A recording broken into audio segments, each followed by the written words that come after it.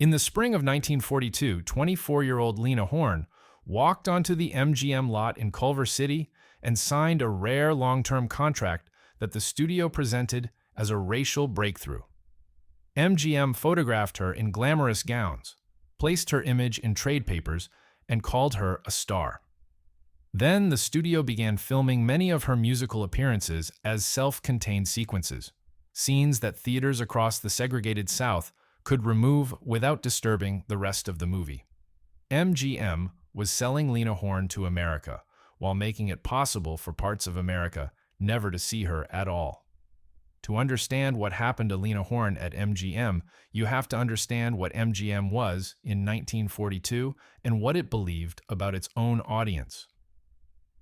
The studio operated on a national distribution model.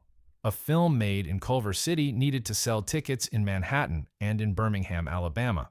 Those two markets did not want the same thing from their movie theaters, and by 1942, the studio system had developed a precise set of protocols for managing that conflict.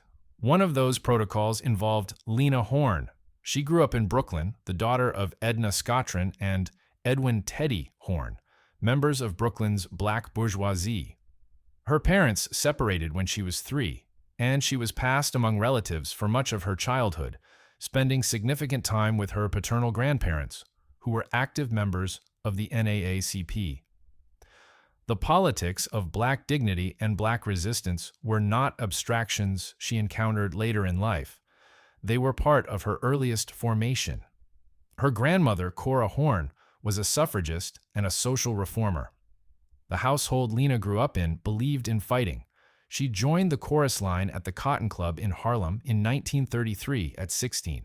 The Cotton Club is often remembered today as a space of Harlem cultural vitality, but its actual structure was something else. It was a white-owned venue in a black neighborhood that catered almost exclusively to white audiences and enforced a strict color line that kept most black patrons out. Lena Horne worked there for 2 years, entertaining white audiences in a space where her neighbors could not sit as customers. The contradiction was not lost on her, and it would follow her through every phase of her career. She worked with Noble Sissle's orchestra in the late 1930s, went on to perform in the short-lived Broadway show Blackbirds of 1939, and by 1940 was performing at Café Society in Greenwich Village, a deliberately integrated club that represented something genuinely different from the Cotton Club. It was at Café Society that her political commitments sharpened. The club's owner, Barney Josephson, had close ties to progressive and left-wing movements, and the performers who worked there were not expected to stay quiet about the world outside. Lena Horne did not. By 1941, she was performing at the Little Troc Club in Hollywood, which is where the MGM Talent Scouts found her. The studio's head of production, Arthur Freed, saw her perform and wanted to sign her. Louis B. Mayer approved the deal. The contract she signed in early 1942 was a 7-year agreement paying her $200 a week initially, which was well below what comparable white performers at the studio were earning, but nonetheless represented the first contract of its kind at MGM, possibly at any major studio. The studio's press materials described her signing in explicitly historical terms. They understood what they were doing. They did not fully explain why they were doing it. Part of the calculation was straightforwardly commercial. The black press in America, newspapers like the Pittsburgh Courier, the Chicago Defender, and the Baltimore Afro-American, had significant circulation and considerable influence. These papers had been conducting a sustained campaign since the 1930s demanding better, more dignified representation of black Americans in Hollywood films. The usual mode of representation at the time was the servant, the comic, the frightened buffoon. The NAACP had been pressuring studios on this issue since the silent era. By the early 1940s, with the United States mobilizing for a war that black Americans were being asked to fight, the political pressure on Hollywood to change its representations had intensified. Signing Lena Horne was, among other things, a response to that pressure. She was beautiful, She was light-skinned enough to unsettle some of the most rigid categories of the Jim Crow system. And she was talented. She could be presented as evidence that MGM was doing something new. What the studio had also figured out by the time her first film was in production was how to present her in a way that would allow Southern theater owners to continue doing what they always did. The solution was the production number. Rather than casting Horne in films where she played characters with names and narratives, MGM placed her in films as a performer, someone who appeared on a stage within the story and sang a song. These sequences were designed to be physically separable from the rest of the film.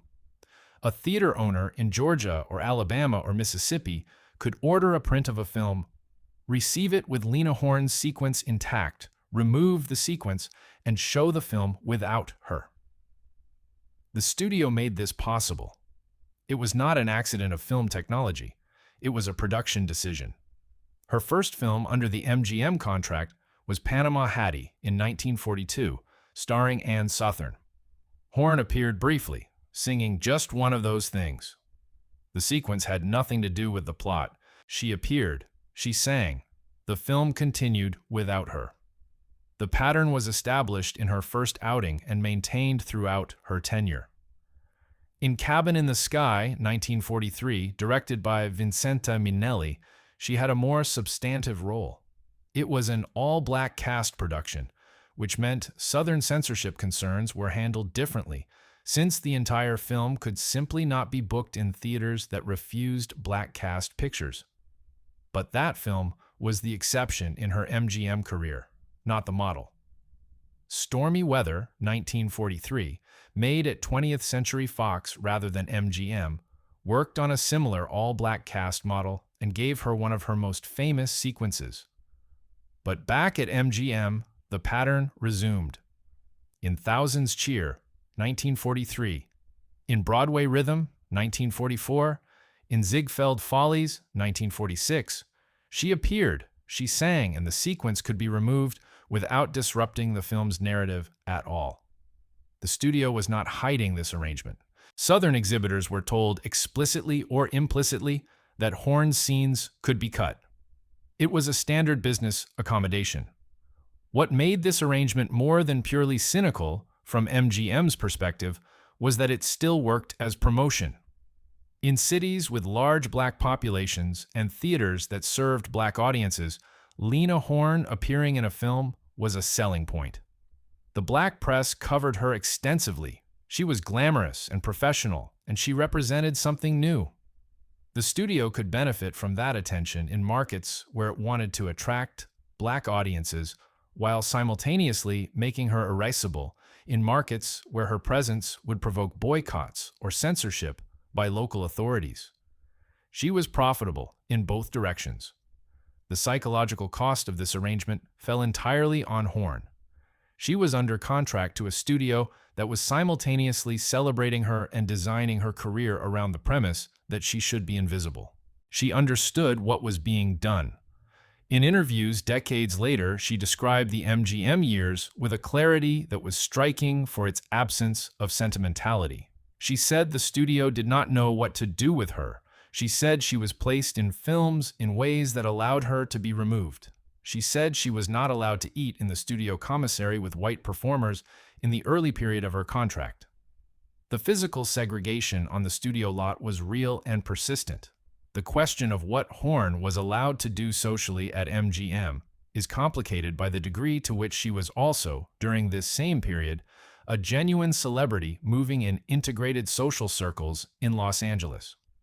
She had friendships with white Hollywood figures and was present at parties and gatherings that were racially mixed by the standards of the time. The studio's treatment of her was not monolithic. She was simultaneously excluded from the commissary and celebrated at industry events. The system operated with that kind of internal contradiction as a matter of routine. Her political commitments deepened during the war years. She toured with the United Service Organizations, performing for soldiers, and she made a point that drew considerable attention at the time of refusing to perform in front of audiences where black soldiers were seated in segregated sections behind German prisoners of war.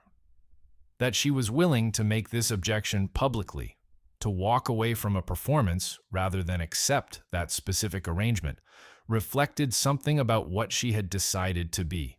She was under an MGM contract, she was being photographed for studio publicity, and she was also refusing to perform for audiences where the segregation placed German POWs in front of Black American servicemen. The studio did not celebrate this behavior. It was not what they had in mind when they signed her. The political associations that she developed during and after the war years would eventually contribute to one of the most damaging chapters of her career, though that chapter did not begin in earnest until after the MGM contract ended. She knew Paul Robeson, who was a close friend of her father's and who by the late 1940s was one of the most politically controversial figures in America. She was associated, through her social and professional circle, with people who appeared in Red Channels, the publication that in 1950 effectively functioned as a blacklist directory by listing names of radio and television personalities with alleged communist associations. Her own name did not appear in the original Red Channels list, but her associations were noted, and by the early 1950s, she found herself largely shut out of the entertainment venues she had been working in. The MGM contract formally ended in 1950. By then, she had appeared in a string of films in which she had been, by design, peripheral.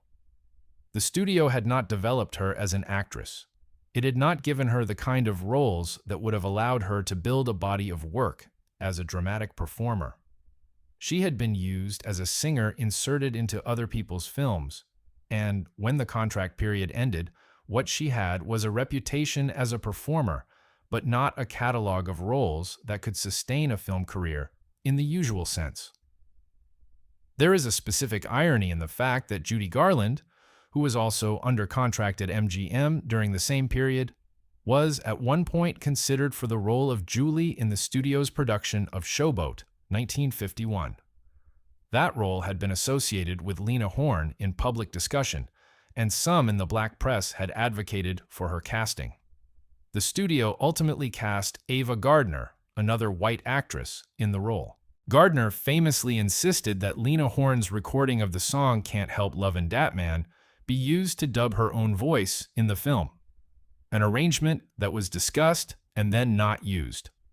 The story of what actually happened with the audio in Showboat is complicated and contested, but what is clear is that Horne was not considered for the film's central role, despite having been, for much of the previous decade, one of MGM's most publicized contract performers.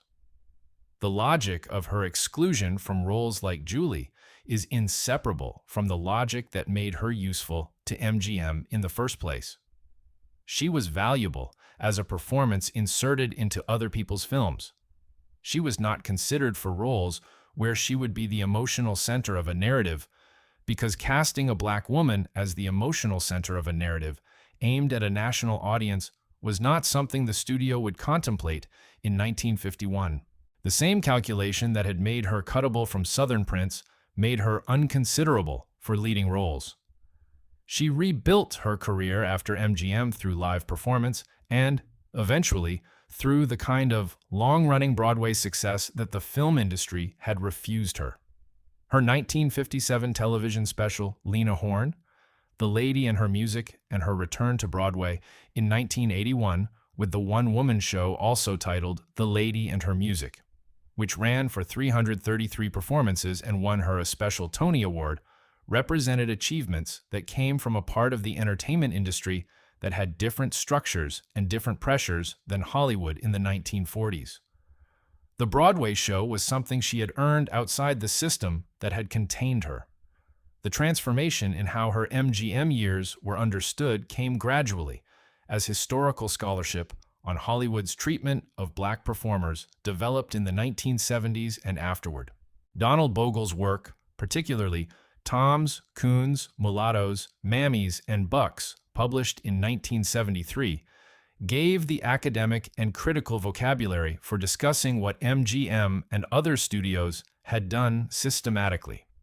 Horne herself became increasingly willing to discuss the mechanics of what had been done to her as she aged, and her candor in interviews in the 1970s and 1980s added to the historical record in ways that the studio-era publicity materials had deliberately obscured.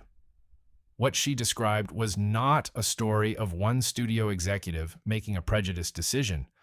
It was a story about a system that had optimized for a particular set of market conditions. The market conditions were real. Southern theater owners did refuse to book films featuring black performers in prominent roles, and, in some jurisdictions, local censors had the legal authority to order cuts. The studio's response to those conditions was not to fight them. It was to design its black performers' roles around them. That design produced Lena Horne's career at MGM. The arrangement also reflected something specific about how MGM thought about black audiences and the black press. The studio wanted the positive coverage that Horne's contract generated in papers like The Defender and The Courier. It wanted the ticket sales in Chicago and Detroit and Harlem. What it did not want was to antagonize the Southern exhibition circuit, which represented a substantial portion of national box office revenue. The solution, keep Horne visible enough to capture the black audience market while keeping her role in each film removable, served both interests at the cost of her career as an actress. The specific physical mechanism of film censorship in the American South in this period is worth understanding in detail, because it explains why the production number format was so durable as a solution. Southern states and cities had boards of censors with actual legal authority to require cuts in films before they could be exhibited publicly. Maryland, New York, Pennsylvania, Ohio, and Kansas had state-level censorship boards. Cities including Memphis, Chicago, and Atlanta had additional local censorship authority. Memphis's censor, Lloyd Binford, was particularly aggressive in ordering cuts of sequences featuring black performers in non-subservient roles. He ordered cuts in films featuring Lena Horne. He ordered cuts in films featuring other black performers who appeared in dignified or romantic contexts. The studios knew this, and they planned for it. Planning for censorship cuts meant designing sequences that could be removed without breaking the narrative logic of the film. A musical number in which Lena Horne appeared on a stage within the story was cuttable without explanation, because the character in the story could simply not have gone to see the performance. A scene in which she spoke to white characters, or in which a white character responded emotionally to her as a person rather than as a performer, was much harder to cut cleanly. The studio chose the format that was easier to cut. This is the specific claim that makes MGM's treatment of Horne something other than simple negligence or indifference. The studio did not fail to think about what her career might look like. It thought about it carefully and arrived at a format that served the studio's interests across the widest possible range of market conditions. The format happened to guarantee that she would never have a film career in the conventional sense. That outcome was not incidental to the studio's planning. It was built into the design. Horne's own account of the period emphasizes her sense of isolation at the studio. She did not have the relationships with directors and producers that led to expanded roles and creative development. She was brought in to perform, and then she left. The collaborative relationships that shaped careers at a studio like MGM, the long associations between actors and directors, the development of screen personas through a series of films, the advocacy of studio mentors were not available to her in the same way. She was profitable but peripheral, which is a description of a particular kind of professional trap. Her political life outside the studio was, in some ways, richer and more sustained than anything she was permitted to do on screen. She worked with the NAACP. She maintained her friendship with Paul Robeson through periods when that friendship was professionally damaging, and she eventually testified before congressional committees during the Red Scare era. Her willingness to maintain those associations reflected a consistent set of priorities, and those priorities were not compatible with the kind of careful career management that would have required her to be politically palatable to the widest possible audience. She was not interested in that kind of management. When she discussed MGM in later life, she was precise about the distinction between what she had been used for and what she had been denied. She had been used as a symbol of a certain kind of glamour that the studio wanted to be associated with. She had been denied roles that would have required the studio to treat her as an actress with a continuing screen identity. The symbol was portable and removable. An actress was not. By the time the civil rights movement had changed the legal structure of American society enough that the censorship boards were gone, and the overt racial exclusions of the Southern exhibition market had become legally untenable, Horne was in her 40s, and the window for a conventional Hollywood film career had closed. The timing was not incidental. The system that excluded her operated precisely during the years when she would have been building the kind of career she was prevented from building. By the time the system changed, the opportunity it had foreclosed was gone. What remained was the record of what she had actually done, the performances in the films she appeared in, the live performances, the recordings, the television work, the Broadway success. And what remained in the historical record was the documentation of how the system had worked, which she contributed to through her own testimony, and which scholars and critics have continued to reconstruct. The MGM years are not a chapter in her career that gets celebrated. They are a chapter that gets examined because they illustrate with unusual clarity what the major American film studios actually did when they encountered black talent in the 1940s, and what they decided was acceptable to do with it. The contract that was announced as a milestone was designed around the premise that her presence in films needed to be manageable, which meant cuttable, which meant peripheral, which meant she could not be allowed to be the center of anything. The studio could make that design invisible to most of its audience. It could not make it invisible to Lena Horne, who spent 7 years inside it and spent the decades afterward explaining exactly what it had been.